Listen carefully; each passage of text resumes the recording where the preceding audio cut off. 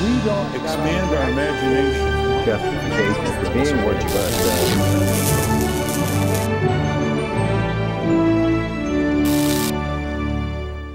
And welcome to Washington Unplugged. I'm Bill Plante.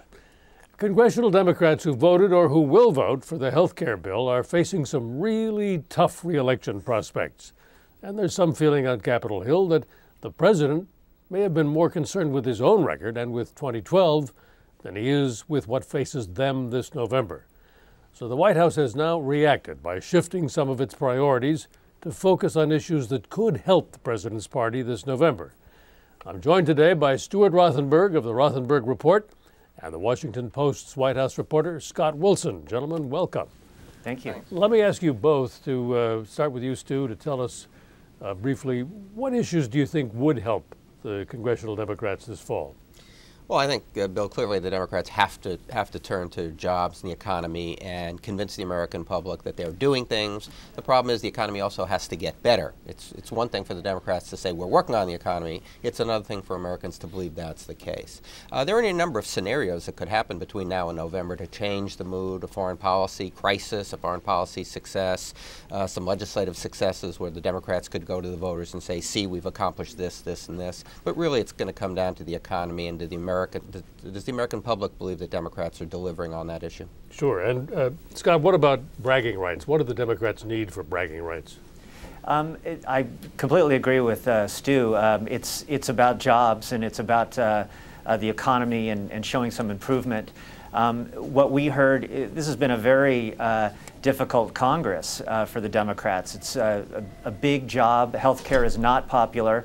I had a senior advisor tell me the other day that last fall he said in a meeting somewhat sarcastically, what would happen if we actually proposed something popular? And it looks like that's what they're going to start pursuing from here on out. We saw President Obama meet last week with immigration reform advocates and key senators on climate change legislation, two more difficult wedge issues for Democrats.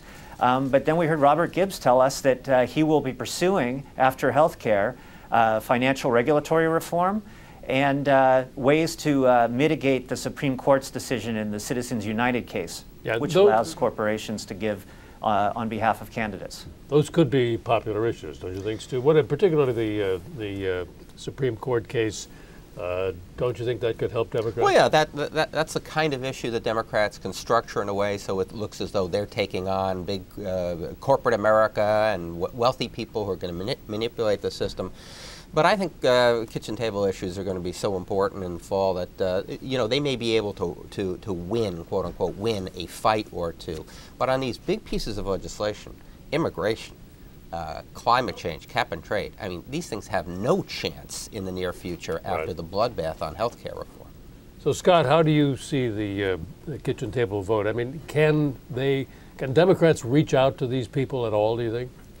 Well, as Stu said, it will be the key. And Gibbs, after those two, noted that they'll be pursuing some quote-unquote legislative activities around jobs creation.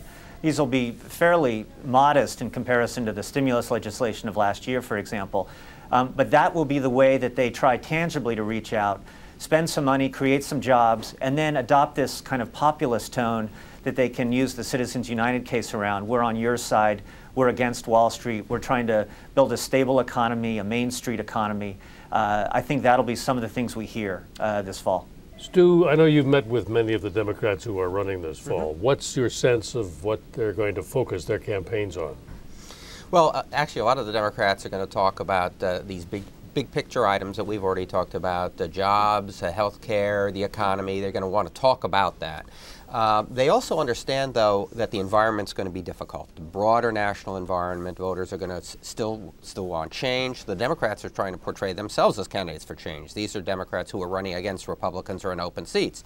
And often they look at their resumes. I just talked to a woman, Suzanne Delbene, who's running in Washington aid against Congressman Reichert. She's a Democrat. She's worked for Microsoft and other businesses. She's presenting herself as a businesswoman who knows how to create jobs. She's never held office. She's a non-politician. politician. So the Democrats who have this kind of resume are trying to use that as a strength. I think many Democrats understand that the best way for them to run campaigns is to run against their Republican opponent. Try not to make this a national race. Do not concede that it's a referendum on Barack Obama or health care reform, but it's about the two candidates. That's what the Republicans tried in 2006 and 2008. It often works as a strategy, but when the national environment is difficult, it's very difficult to pull off. But in the meantime, Scott, of course, you've got health care still hanging out there for another week, probably more than that. What's your take on the possibility that the Speaker, Ms. Pelosi, would use this so-called deeming method to help the Democrats escape blame for voting for the Senate health care bill? Well, I think the possibility is high. I think that the President and the Speaker have made clear that they are going to do now what it takes to get this legislation. Process-wise, they've already said reconciliation's an option. They've had that debate. It's still going on. I think deem and pass is another one. They're hoping that voters don't care so much about process as they do about the policy, which they think is a good one. Whether or not it's going to give House Democrats cover is another question. I doubt that. Most of them have already voted for the health care reform bill, just not the Senate version that many of them don't like, partly for reasons that it doesn't go far enough, which is not the general feeling of the opposition to it in the country.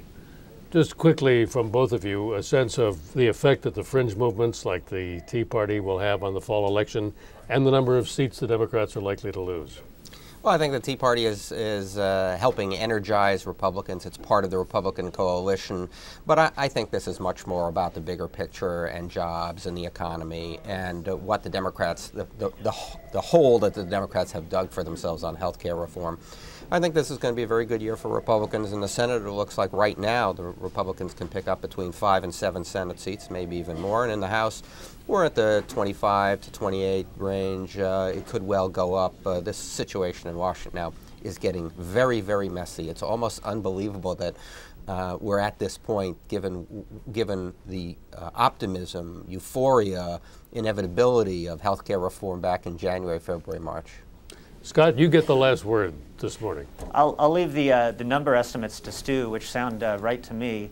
You know, the Obama administration and House Democrats and Senate Democrats are hoping the Tea Party divides the Republican Party, and they don't miss an opportunity to feature races where that might happen. And any opportunity they get, Democrats will be saying, are you really ready to turn the keys back over to Republicans, reminding people of what they see as a very grim Bush administration legacy. All right, thank you. That's where we'll leave it today. Thanks to Scott Wilson and Stu Rothenberg, and thank you for watching Washington Unplugged. I'm Bill Plante. Have a great day. If we don't expand our imagination, Justification for being what you are.